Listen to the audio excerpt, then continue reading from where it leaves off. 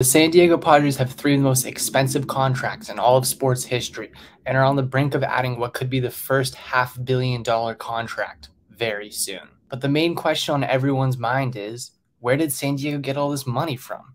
Not as simple as where did they get all this money from, but rather how are they making all this money? A team with the 27th largest media market just outbid the second largest media market for their prized homegrown superstar Xander Bogaerts to add to a roster of Manny Machado, Fernando Jr., and Juan Soto. This fact had every corner of the United States in shock. I have been a Padres fan my whole life, and I knew in the wise words of the Field of Dreams,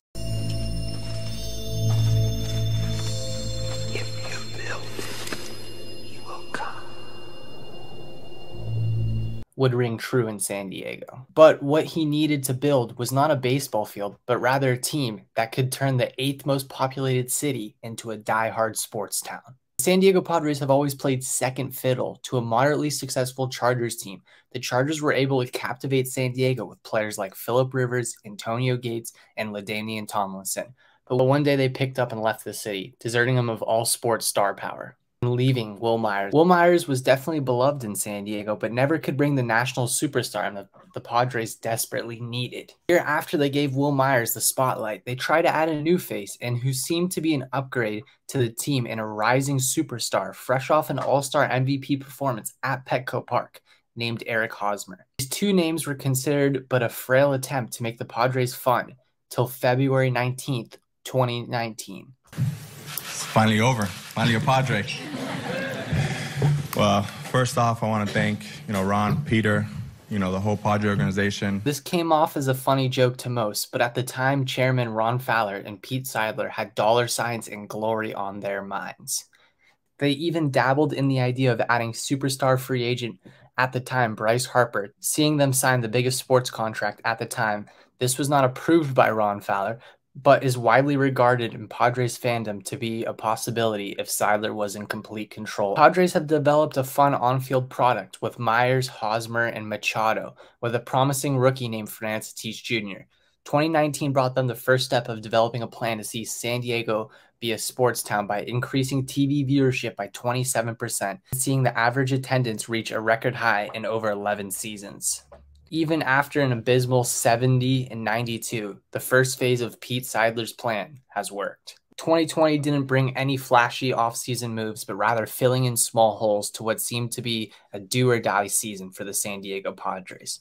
Adding Jurickson Profar, Tommy Pham, Trent Grisham, Zach Davies, and a throw-in the Tommy Pham deal named Jake Cronenworth. In this do-or-die season, they did just that. They did, finishing the 60-game sprint with a 37-23 record, bringing playoff baseball to San Diego for the first time in 14 years. In the midst of a COVID lockdown, San Diego was electrified with baseball fever. Breezing past the Cardinals and losing a heartbreaker to the Dodgers, the Padres and Pete Seidler have captured their market. That offseason, Pete Seidler bought the majority ownership of the San Diego Padres and turned it up a notch, adding Rays ace Blake Snell and the best Japanese pitcher of all time in darvish, and also not doing just that, but locking down that superstar, Fernando Tatis Jr., for the rest of his career. 2021 was the time to shine, but the early season started with COVID regulations and changed how welcome the fans were back to root on the Padres. But the day came where it was at full capacity, and the fans showed out. Hosmer to right field, down the line towards the pole, it is gone! This game is tied! That left field line. In the air to left field for Victor Caratini, into a sea of San Diegans! Padres walk it off! Fans showed out the whole season for the product on the field, till it came to a crashing end.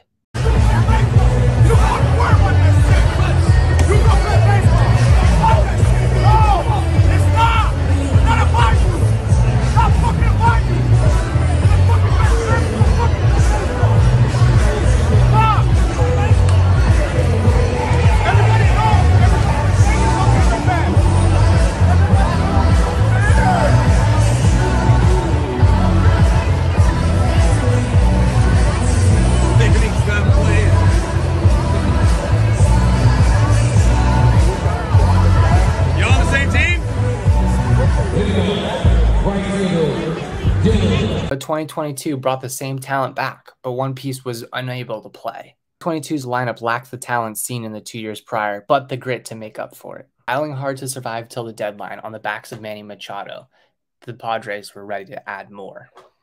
But the details are what the dirt's made out of. And Mackenzie Gore is a major leaguer. Hassel is a major leaguer. Abrams is a major leaguer. Wood and Voit obviously is a major leaguer. He came in late. Let's start with you, Jeff. You were all over this thing. Why the Padres? Why not anybody else? And then we can go from there.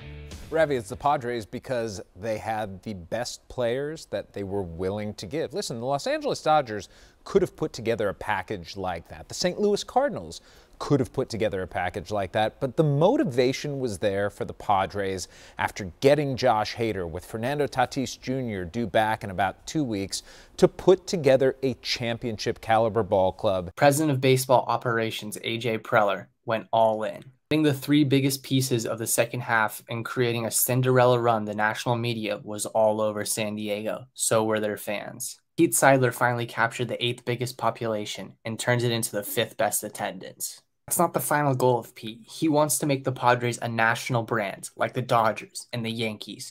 He's willing to do whatever it takes to make it happen. That gets us to today, where they've added superstar shortstop Xander Bogaerts to a team with Juan Soto, Manny Machado, Fernando Tatis Jr., Blake Snell, Darvish, and of course the local guy, Joe Musgrove.